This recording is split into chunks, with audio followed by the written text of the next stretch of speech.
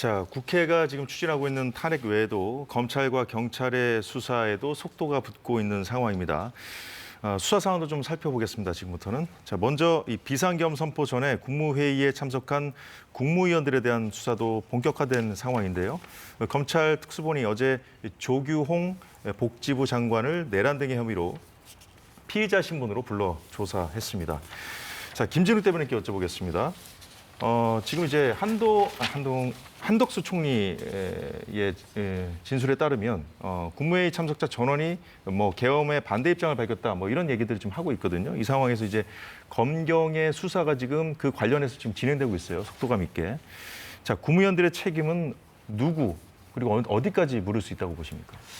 이제 구체적인 것은 조사를 해봐야 되겠습니다만 이 국무위원회 특히 이 계엄을 선포하기 위해서 모였던 심의를 했다고 하는 그 국무위원회 우리가 알고 있지 않습니까? 그 국무위원회 5분 국무위원회라는 표현을 씁니다. 5분 그중에서 대통령께서 2, 3분 만에 나가셨다라고 증언하는 것이 송미령 장관의 증언입니다. 그 안에서 대통령께서 나는 왜 계엄을 해야 되겠어라는 말씀만 하시고 다른 그 참석자들이 어떤 반대 표시를 했다 뭐 했다고 하는데 실제 대통령이 계신 자리에서 했는지 또는 대통령께서 말씀하고 이석하시는 다음에 거기에 안에 있는 분들끼리 사후 약방문식으로 얘기를 하셨는지 사실 그 잘 모르겠다라는 말씀이 있고요. 두 번째는 절차적인 부분에 대해서 완전히 위법하다라는 부분입니다. 어제 한덕수 총리께서도 저기 대정부 질문에 나와서 답변을 하셨습니다만 지금 모든 국가의 행사 되는 것은 문서로 해야 됩니다. 그리고 이것이 헌법 82조에 정해져 있습니다. 대통령께서 계엄을 선포하려고 해서 국무위원회를 열었으면 거기에 참석한 국무총리 그리고 관계 국무위원은 부서를 해야 됩니다. 그 부서 아무도 한 사람이 없습니다.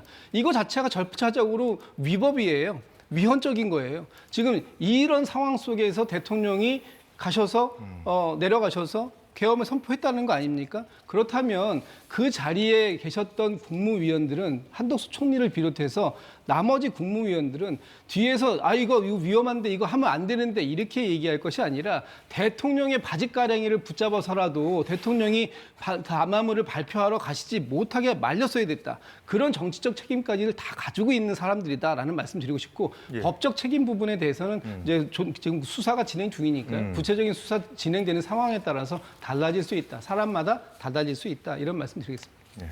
김일수 대변인. 이 부분에 대해서는 저도 대통령을 비판했습니다. 왜냐면요. 제가 계엄이라는 행위 자체에 대해서 찬성하는 거 아닙니다. 이 부분은 대한민국이 분명히 트라우마를 갖고 있기 때문에 훨씬 더 조심했어야 됐다. 만약에 국무위원조차 설득하지 못했다라고 하면 다른 방법을 찾았어야 된다라고 저는 다른 방송에서 얘기했었습니다. 예. 그럼에도 불구하고요. 지금 진보 패널들이나 민주당은 지금 일방적으로 대통령을 위헌이나 위법으로 몰아갈 수 있습니다. 그럼에도 불구하고 보수 정치는 국민의힘의 소속원들은 대통령이 왜 이런 지경에까지 다다를 수밖에 없었는지를 먼저 헤아려야 되는 것이고 이에 대해서 민주당의 이때까지 행태가 어떠했는지를 먼저 설명하는 것이 맞다. 이것이 정치이지 이러한 여론이 약간만 악화될 때마다 꼬리부터 말고 무조건 우리가 잘못했습니다. 대통령이 잘못했습니다. 대통령 머리치기나 꼬리 자르기부터 들어간다라고 하면 보수 정치에 희망이 진짜로 없다. 그리고 여기에 보수가 위기에 처할 때마다요. 중도 확장, 외연 확장 외치면서 외부로부터 사람을 들여왔는데 외연 확장 됐습니까? 중도 확장 됐습니까? 진짜로 보수 정신을 단 한 번이라도 지키기 위해서 노력 한번 해보시라는 말씀 좀 드리고 싶습니다. 내일 탄핵 소추까지 아직 시간 남았는데요. 여기에 권성동 원내대표를 중심으로 해서 이탈자들 설득해 주시기 바랍니다. 네, 경찰 국가수사본부 특별수사단이 오늘 조지호 청장의 비화폰을 확보해서 포렌식 절차에 착수했다는 소식도 있었고요. 이 같은 속도감 있게 전개되고 있는 검찰과 경찰의 이 모든 수사는 결국은 윤석열 대통령을 겨냥하고 있는 것인데요. 경찰 국가수사본부 특별수사단이 오늘 이런 발표도 했습니다. 윤석열 대통령에 대한 체포영장 신청 등을 검토하고 있다. 자, 이런 내용인데요. 자, 이 내용은 이제 최인호 전 의원께 먼저 여쭤보겠습니다. 자, 앞으로 그러면 이제 탄핵이 만약에 가결되면 헌재 심리 또 심판도 받아야 되는 상황이고요. 그렇습니다. 그리고 이제 그 검경의 수사를 통해서 이제 기소될 가능성, 재판까지 이어질 가능성이 있는데 이 두 개가 동시에 진행되는 것이 법적으로 문제는 없는 것인지. 네, 다 뭐 헌법학자들이나 법조계에서는 가능하다. 현재는 헌법 위반에 대한 중대성과 어떤 부분이 헌법 위반인지, 절차와 요건을 갖추었는지, 또 심대하게 헌법을 침해했는지 그에 대해서 집중적인 심리를 하는 것이고, 행사적으로 보면 내란죄는 이제 검찰이나 경찰이 이제 수사를 하게 되는 것이죠. 그것은 충분히 뭐 양립이 가능하다 하는 말씀을 드리고요. 박근혜 대통령 탄핵 때도 또 동시에 헌재는 헌재대로 심리를 하고 헌법 위반에 대해서 심리를 하고 또 여러 가지 부정부패라든지 또 국정농단에 대해서는 또 검경이 특검이 또 수사를 했지 않습니까? 우리는 그 사례를 다 봤기 때문에 충분히 가능하다라고 생각이 들고요.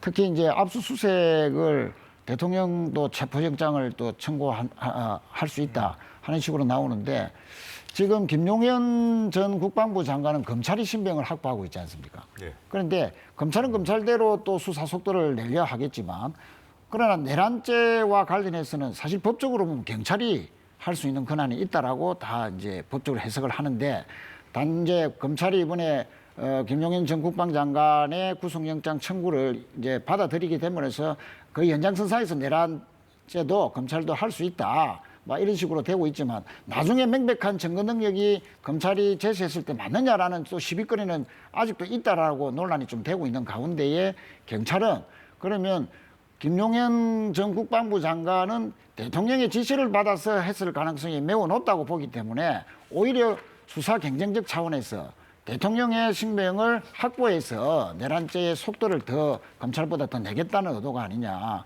그렇게 생각이 들고요. 예. 예, 정리하시죠. 예. 자, 탄핵안이 국회에서 가결돼서 대통령이 이제 직무가 정지된다고 하더라도 직이 유지되지 않습니까? 네. 이 상황에서 만약에 이제 검경이 이제 청구한 영장, 체포영장 같은 것이 발부가 됐다. 그럼 어떻게 되는 겁니까? 뭐 워낙 지금 우리 대한민국에 헌정사상 초유의 일들이 너무 많아가지고요. 그러니까 실제로 내일 가결이 되면 직무정지가 됩니다. 그럼 권한대행은 그 한덕수 총리가 되고 수사는 수사대로 진행이 됩니다. 그러면 지금 아까 그 질문하신 것 중에 하나 지금 드리고 싶은 말씀이, 헌재 탄핵 심리가 진행되는 과정에서 이 윤석열 대통령은 내란 혐의를 받고 있기 때문에 또 검찰과 경찰의 수사와 기소도 될 가능성이 있어요. 이 두 가지가 된 경우를 같이 맞닥뜨리는 첫 번째 사례가 또 되는 거예요. 그러면 제가 알기로 헌법재판소 51조인가에 그게 있답니다. 이 탄핵 심판의 대상자가 탄핵 심판 말고 동일한 혐의로 형사재판을 받고 있으면 헌법재판소의 재판부에 이 형사재판이 판결이 날 때까지 심판을 보류해 주세요라고 요청할 수 있다는 거예요. 그 지금 확실히 그게 됐던 사례가 손중성 검사가 그렇게 하고 있습니다. 예. 손중성 검사가 고발 사주로 재판을 받고 있잖아요. 2심에서는 무죄가 나왔지만. 그렇기 때문에 손중성 검사를 민주당이 탄핵을 했잖아요. 탄핵이 됐어요.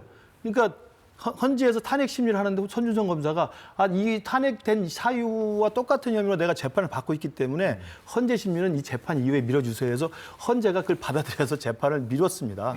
그런 상황으로 본다면 아마 대통령실에서도 이 사례를 적용해서 아마도 탄핵이 내일 가결된다 하더라도 헌재 심리가 진행될 때 시간을 계속 끌 수 있는 또 하나의 장치가 있다고 생각을 할 수 있다고 봅니다. 그러니까 그 법에 따르면 아니 지금 경찰이나 검찰이 또 수사해서 나를 내란 혐의로 수사하고 기소를 하고 재판이 진행 중인데 예. 헌재에서는 미뤄달라고 할 수 있는데 저는 그것도 정치적으로 봐야 된다고 생각을 합니다. 네. 그렇게 될 경우에는 만약에 내란 혐의로 구속이 되거나 기소가 되어서 재판을 해서 그러면 대법의 유죄 확정 판결까지 가려면 몇 년이 걸릴지 어떻게 하겠습니까? 그 상황에서 그럼 헌재가 탄핵이 가결돼가지고 직무가 정지된 대통령의 직무를 계속 할지 말지를 파면 여부를 결정하지 않고 계속 끌어준다면 그 임기는 다 끝나는 거죠. 그러니까 저는 그런 상황에 그런 탄핵 헌법재판소의 그 법조항을 대통령 측에서 요청을 해서 할 수는 있지만 헌재 재판부에서는 알아서 판단할 거라고 보고요. 예. 이 혼란스러운 국정, 이 어수선한 이 혼란스러운 나라의 이 분열상을 확실하게 끝내기 위해서는 헌재가 하루빨리 신속하게 판단을 해주는 것이 중요하다고 생각합니다. 자, 이게 뭐 앞서 나간 얘기일 수 있는데요. 이게 만약에 이제 워낙 위중한 상황이니까 여러 가지 경우를 잘 봐야 될 것 같습니다. 뭐냐면 이렇게 검경이 앞다퉈서 이제 수사를 이렇게 하고 있는 이런 상황에서 나중에 혹시라도 이제 헌법재판소에서 탄핵이 기각이 된다면 어떻게 되는 겁니까? 탄핵이 기각이 되면 대통령으로서의 모든 권한을 다시 행사할 기각 수 가능성이 있게 되는 없다고 거죠. 볼 수 없잖아요. 저는 기각 가능성이 굉장히 높다라고 봅니다. 왜냐하면 지금 대통령 같은 경우도 지금 여기 불소추 특권을 가지고 있지 않습니까? 그렇기 때문에 지금 민주당이 계속 내란으로 엮으려고 하는 거예요. 내란이어야지 소추가 가능하기 때문입니다. 근데 지금 이 부분에 대해서 저는 기각 가능성이 굉장히 높이 있다. 왜냐하면 아까도 지금 잠깐 말씀하셨었지만은 노무현 대통령도 마찬가지예요. 위헌 사항이 있지만은 그 경우가 심하지 않다예요. 근데 예를 들어 지금 계엄 상황에 대해서도 계엄한 거 맞는데 근데 실질적으로 무력 진압을 하지 않았고 국민들의 기본권 제한하지 않았고 언론을 통제하지 않았고 그럼 이러한 것들이 중하지 않다라고 판단되면 저는 기각 가능성이 충분히 있다. 그때는 지금 이렇게 앞다투어 수사하려고 했던 정말로 내란죄로 마치 엮어가는 것 같은 정치적 수사를 하고 있는 것 같은 이런 모습들에 대해서 다시 국민들이 평가하게 될 것이고 그리고 여기에서 지금까지 정치인들 이것을 정치적으로만 계속해서 해석하려고 했던 정치인들에 대한 평가들도 분명히 다시 이루어지는 시간이 올 것이라고 생각합니다. 그리고 지금 여기에요. 아까 말씀하셨는데요. 이게 만약에 아까 51조 말씀하셨거든요. 민주당이요. 이런 식으로 재판 질질 끌면서 국회의원 임기 다 마친 사람 너무나 많다. 네, 근데 지금 대통령은 이런 거 책임 피하고 있지 않다. 어제도 말씀하셨지만 법적 책임 피하지 않겠다. 정치적 책임 피하지 않겠다. 그럼에도 불구하고 재판에 나서겠다라고 하는 것은 국민들께 내가 무죄임을 알리기 위해서가 아니라 왜 이렇게까지 대한민국에서 지금 내가 계엄이란 결정을 할 수밖에 없었는지 민주당의 폭정에 대해서 국민들 아직 잘 모르십니다. 이 부분 나라도 알리겠다라는 의미이다라고 생각합니다. 네. 김진우 대변인. 참, 국민의힘에서 그렇게 주장하실 수 있어요. 특히 또 헌법재판소에 가서 위헌이냐 아니냐를 갖다가 심리를 받아봤을 때, 기각되기를 기대하는 바도 이해는 됩니다. 그러나 지금 국민들에게 총뿌리를 겨눴던 이런 상황들까지 인정이 되고 이것이 중요한 헌법 위반이라고 인정받지 못한다면 과연 우리나라의 민주주의는 앞으로 어떻게 될지 저는 진짜 우리 헌법재판소가 정말로 심사숙고해 주실 거다라고 믿고